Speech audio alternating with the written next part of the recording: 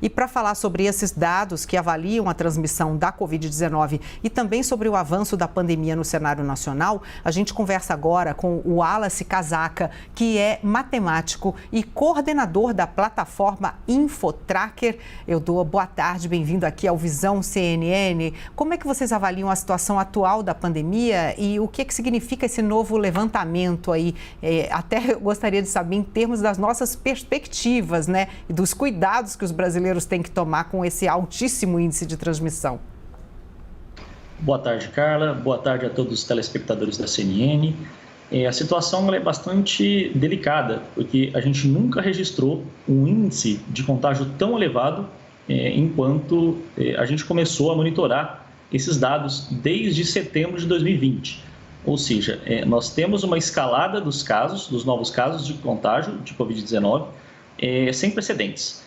Então, é claro que a gente tem que pensar sempre na transmissão da Covid, né, como se fosse uma cadeia de eventos, né?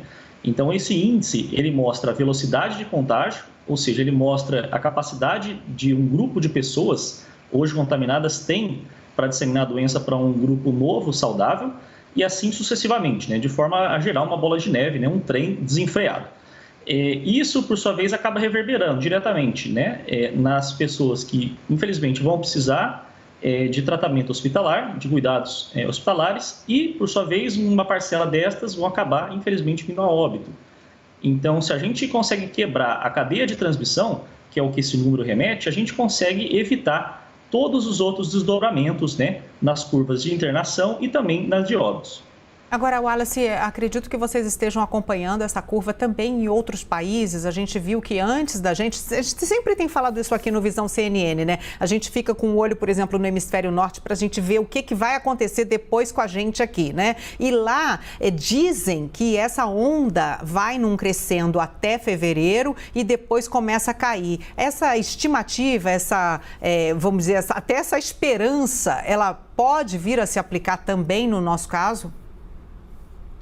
Existe sim a possibilidade da gente extrapolar a situação que está ocorrendo não somente no hemisfério norte, mas também na Europa e principalmente na África do Sul, que é onde a variante surgiu. Então, o mundo hoje ele olha as curvas epidemiológicas da África do Sul e também dos países do Reino Unido, que foi onde a variante se instalou primeiro, de forma a tentar fazer uma análise empírica se a gente consegue extrapolar esse cenário para os outros países, né?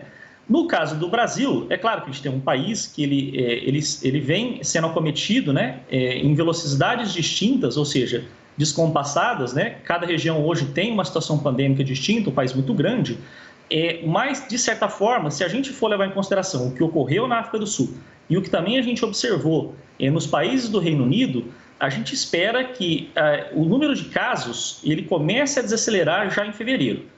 Já os de óbitos, porque demora um pouquinho mais para os dados entrarem na contabilização oficial nas estatísticas, vai acabar decrescendo em março. Pelo menos essa é a expectativa, né? É isso que não somente os pesquisadores, mas o mundo inteiro, né, deseja, né? Que a gente comece a observar essas reduções já no nosso próximo mês aí de fevereiro. A Roberta Russo tem uma pergunta. Tem uma pergunta por aqui também, Wallace. Eu queria saber, na verdade, que tipo de previsão vocês estão fazendo. Você acabou de falar que para o fim de fevereiro, começo de março, a expectativa é de uma diminuição do número de casos, até porque a taxa de transmissão está altíssima aqui na cidade de São Paulo. As prefeituras de São Paulo e Rio de Janeiro, inclusive, fizeram um planejamento de passar a festa do Carnaval para o fim do mês de abril, também nessa expectativa. Então, a taxa de transmissão deve começar a cair em meados de fevereiro? É essa a expectativa que vocês têm? É claro, se não surgirem novas variantes, né? Porque a gente sabe também que essa circulação toda do vírus pode acabar favorecendo o surgimento de outras cepas. Perfeito. Muito provavelmente a gente já vai começar a ver uma redução na taxa de contágio já na primeira quinzena de fevereiro, né? Isso não significa que a gente vai observar uma redução dos novos casos. Não. Enquanto estiver acima de 1, a gente sempre vai ter aumento de novos casos. A gente só começa a ter um declínio dos novos casos quando essa taxa ficar abaixo de 1. Então, a gente espera, né, a expectativa é que essa taxa ela comece a diminuir gradativamente em fevereiro. Os casos ainda vão começar a aumentar, mas de forma mais desacelerada. Ou seja, a gente vai começar a ver incrementos cada vez menores, né, de um dia para o outro. É claro que com isso a gente também espera ter um alívio, né, para o sistema de saúde, porque como a gente começa a reduzir os casos, né, a gente também espera que isso venha reverberar, né, na curva de internação e também, né, futuramente em óbitos, né. É claro que a gente tem que ponderar algumas medidas, ou seja, é importante, né, se a gente vai postergar o carnaval para abril, é importante que a gente também tome medidas para evitar também a aglomeração de grande número de pessoas, né, como, por exemplo, a gente vê em grandes eventos, né. Então, em tese, não adiantaria nada a gente postergar o carnaval e os outros eventos continuarem da forma como está, né? É necessário fiscalização, é necessário um pacto social da população também, né? Em respeitar o distanciamento social, utilização de máscaras, né? Ou seja, todas as medidas sanitárias que a gente já vinha implementando lá no começo da pandemia, a gente precisa revivê-las, né? A gente precisa mantê-las, né? Preservá-las a fim de tentar conter esse avanço. Wallace, eu sei que você é um matemático, mas você elabora uma curva epidemiológica que vai dar assistência ao trabalho de médicos, de sanitaristas, de especialistas. E eu gostaria que você falasse um pouco sobre como isso, eu acredito que esteja surpreendendo o mundo da ciência, porque até então a gente sabe sempre que o vírus do sarampo era um dos mais transmissíveis, era provavelmente o mais transmissível, chega, por exemplo, a uma pessoa contaminar outras 20, mas sem o uso de máscaras, né? A gente está vendo aí o novo coronavírus nessa variante Ômicron, com pessoas usando máscaras, com essa altíssima taxa de transmissão, em que a gente falou aqui que no Brasil 10 pessoas estão contaminando 19, ou seja, é algo que está surpreendendo as pessoas que estão trabalhando com os dados do InfoTracker? Sem dúvida nenhuma, não somente os pesquisadores do InfoTracker, mas também toda a comunidade científica de uma forma geral. Até então, nós nunca havíamos registrado a capacidade de disseminação do vírus, né, tal como é a Covid na manifestação da Ômicron.